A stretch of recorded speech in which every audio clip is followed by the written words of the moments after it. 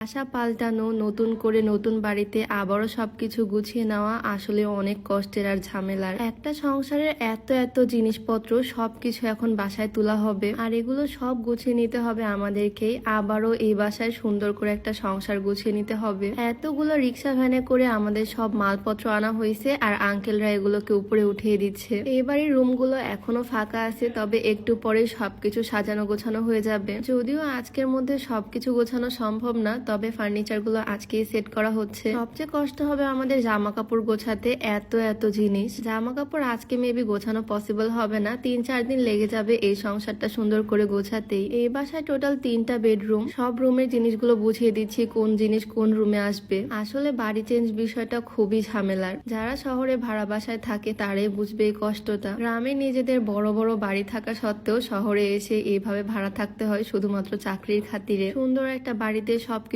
এনে সংসার শুরু করে দেওয়া হয়, একটা সংসার সাজানো হয়, কিন্তু কিছুদিন পর আবার সেই সংসার ভেঙে ফেলে আবার নতুন জায়গায় যেতে হয়। নতুন জায়গা, নতুন পরিবেশে আবার মানিয়ে নিতে হয়। আসলে একটা জায়গায় বেশি দিন থাকার পর সেই বাড়ির উপরও মায়া জমে যায়, এলাকার উপরে, এলাকার মানুষজন, প্রতিবেশীদের সাথে একটা ভালো বন্ডিং হয়ে যায়। কিন্তু আমাদের আর কি, সব মায়া ত্যাগ করে আবারও আরেক জায়গায় গিয়ে নতুন করে বাসা বাঁধতে হয়। সবকিছুই আসলে পরিস্থিতি। সেম গল্প শুধু আমাদের না, আমাদের মতো হাজার হাজার ফ্যামিলির। এই শহরে বেশিরভাগ মানুষের অবস্থাই এইরকম। যাই হোক, এদিকে আমাদের পাখি জোড়া চলে আসছে, আমাদের অ্যাকোরিয়ামের মাছগুলো চলে আসছে বালতিতে করে। সব গাছগুলো এনে রাখা হয়েছে বেলকনিতে, এগুলো ছাদে নেওয়া হবে। আর এত এত বোচকা কাপড় চোপড়। আমরা ফ্যামিলিতে টোটাল 5 জন মেম্বার, জামা কাপড়ও অনেক আর জিনিসপত্রও প্রচুর। ভিডিওর মাঝখানে একটু বলে রাখি, তোমরা যারা চিকন হতে চাও একদম প্রাকৃতিক ভাবে, তোমরা চাইলে স্লিমিং হার্বাল টিটা ট্রাই করতে পারো। এইটা সম্পূর্ণ প্রাকৃতিক উপাদান দিয়ে তৈরি হয়, এটাতে কোন রকমের সাইড এফেক্ট নাই, সম্পূর্ণ ন্যাচারাল অর্গ্যানিক। আর এটা খাওয়ার মাধ্যমে ওজন কমার পাশাপাশি গ্যাস্ট্রিকের সমস্যাটাও দূর হবে।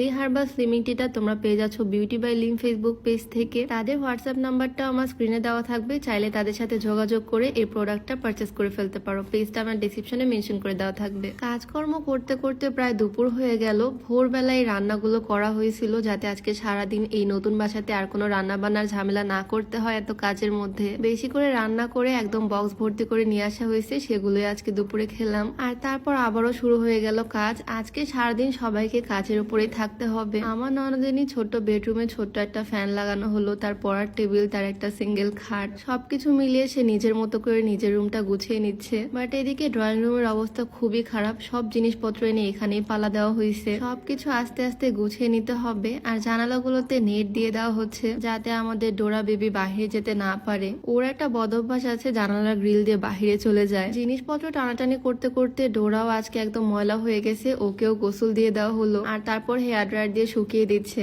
নতুন বাড়িতে এসে ও অনেক মজা পাচ্ছে, পুরো বাড়িটা ঘুরে ঘুরে দেখতেছে শুধু। আমাদের গাছগুলোর মধ্যে কিছু কিছু গাছ ইনডোরে রাখা হচ্ছে, যেহেতু বাড়িতে অনেক আলো বাতাস, তাই সব জায়গাতেই গাছ ভালোভাবে থাকবে। গাছ দিয়ে বাড়ি সাজালে কিন্তু বেশ সুন্দর লাগে, তাই না দেখতে? এইদিকে একটা র্যাকের মধ্যে আমাদের জুতা স্যান্ডেল আটতেছে না, এইভাবে রাখা হয়েছে। আর আজকে সারাদিন কাজ করার পরেও ড্রয়িং রুমের অবস্থা এইরকম। একদিনে আসলে এত বড় বাড়ি পুরাটা গুছিয়ে নেওয়া সম্ভব না। এইদিকে সন্ধ্যা হয়ে গেছে, তাও আমার ঘরের মেঝের অবস্থা এইরকম। আস্তে আস্তে সবকিছু গুছিয়ে নিতে হবে। এই সবগুলো জামা কাপড় আস্তে আস্তে আলমারির মধ্যে গুছানো হবে। আজকে রাতে যেটুকু সম্ভব করা হবে, তারপরে আরো 2-3 দিন লাগবে সবকিছু গুছিয়ে উঠতে। বেলকুনির অবস্থা এখন এইরকম। অ্যাকোরিয়ামটাকে ড্রয়িং রুমে নিয়ে আসবো, গাছপালাগুলোকে ছাদে দিব। কয়েকদিনের মধ্যে সবকিছু সুন্দরভাবে সাজিয়ে গুছিয়ে ফেলবো ইনশাল্লাহ। আমাদের বেডরুমের এক পাশটা পুরাটাই কাজ, আর যেহেতু রাত হয়ে গেছে তাই তাড়াতাড়ি পর্দাগুলো টাঙিয়ে দিলাম। পর্দা লাগিয়ে রুমটা অনেক সুন্দর লাগতেছে। নতুন পর্দা নিব আমার এই সুন্দর বেডরুমটার জন্য।